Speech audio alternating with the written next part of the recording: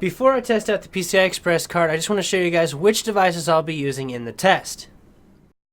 Starting from left to right, I have a thumb drive that is USB 2.0.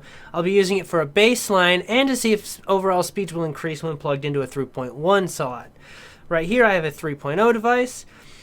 This is a 3.0 passport which uses USB power to run it. So I want to see if that is affected. I have an external hard drive here which is also 3.0 and it uses external power so it won't rely on the USB to power it. I want to see if that'll increase speeds. And finally, to properly test this device, I picked up a USB 3.1 micro thumb drive. For the Intel test, I'm actually using a Z77 Sabertooth motherboard. And if you look closely,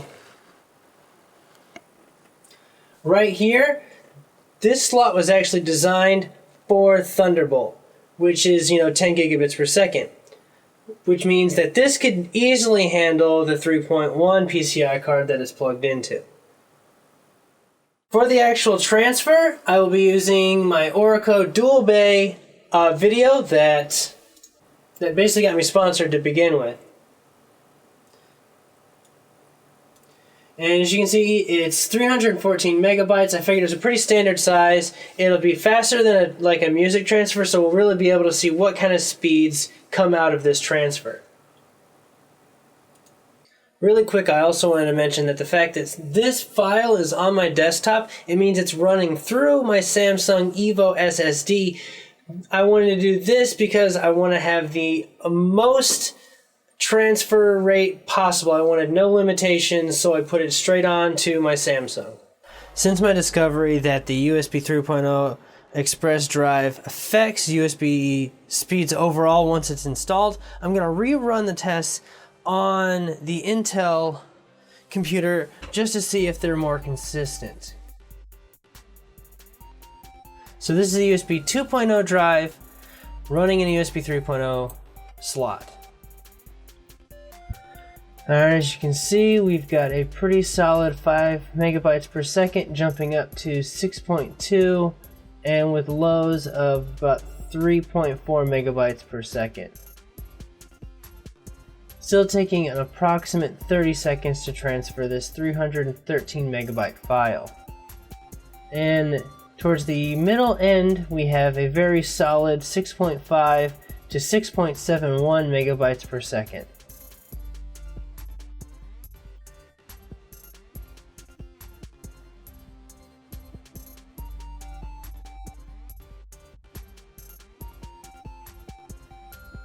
Alright. This is the Patriot USB 3.0 flash drive plugged into a USB 3.0 slot. And let's see, started off kind of low with a gradual climb to 4.43 megabytes per second, and then a drop down to 7.26 megabytes with peaks of 8.3, sometimes 9 megabytes per second.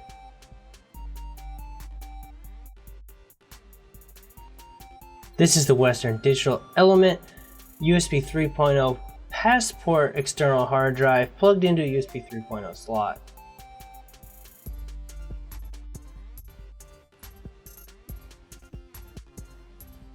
Solid 38.4 megabytes per second. Alright, I expected higher speed, so I'm going to go ahead and delete this file and try it one more time just to see what would happen. There we go, 115 megabytes per second, ending at about 104 megabytes per second. Very fast transfer speeds.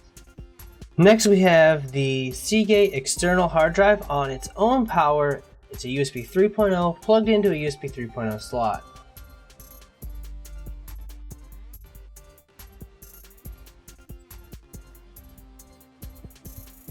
And we had 132 megabytes per second. I'm not sure what it started at. It was somewhere in the 120s, but it went by really quickly, so it was hard to see. Very fast transfer speeds.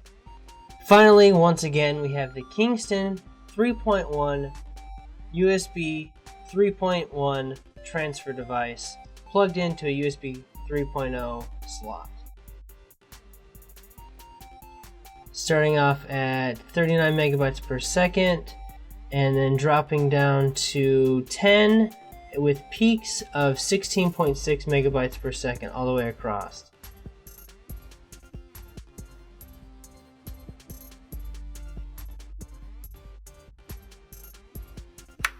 Alright, that's it. Since the card requires a ×4 PCI slot, I wondered whether or not it would require the ×4 bandwidth. I'm going to start off by putting it in ×1 mode, because if you look over here, putting it in ×4 mode disables all of my ×1 PCI slots. So I really don't want to do that because it's not very practical. I'll lose a lot of functionality from my computer if my other cards aren't enabled. So we're going to start here and bump it up to find out whether or not it affects the outcome. The second test is going to be on the USB 3.1 card, and we're starting with the USB 2.0 flash drive.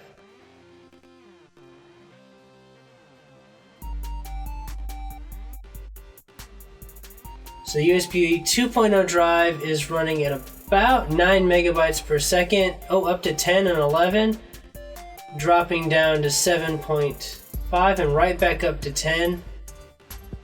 Hit 11 again, dipping back down into 6, and then right back up to 11.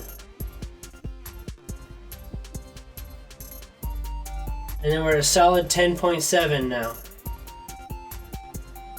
So it looks like the 3.1 actually increased the overall transfer speeds of even an old flash pen drive that runs at 2.0.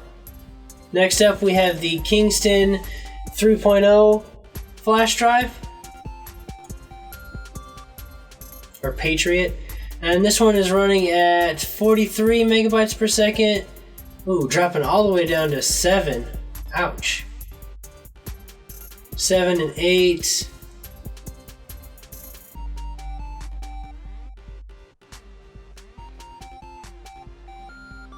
That's kind of surprising. Still a faster transfer than the USB 2.0, but I don't know why it plummeted off at the end. That's kind of strange. So one of the results I got didn't really make sense to me, so I'm redoing the USB 3.0 passport drive plugged into a USB 3.1 expansion card in the Intel computer. So I'm going to drag this and drop and see what kind of speeds I get. Started off at 108, peaked out at 112, and then ended at 109. Now we have the Seagate 3TB external drive. Holy crap, that ran at 128 megabytes per second. Very fast. And finally, the USB 3.1 Qicent flash drive. Started off at 60, dropping down between 16 and 24. And I'm pretty sure I saw a 30 in there for a split second. Still a very fast transfer rate though. Now, just to see if the bandwidth matters, I'm going to go ahead and put this to ×4 mode and save it.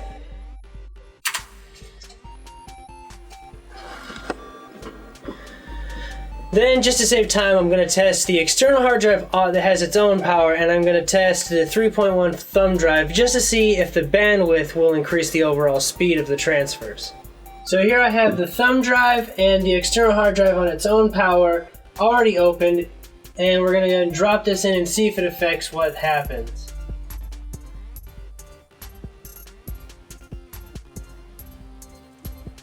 Wow, that was like instant. I didn't even see anything pop up. Try it up here.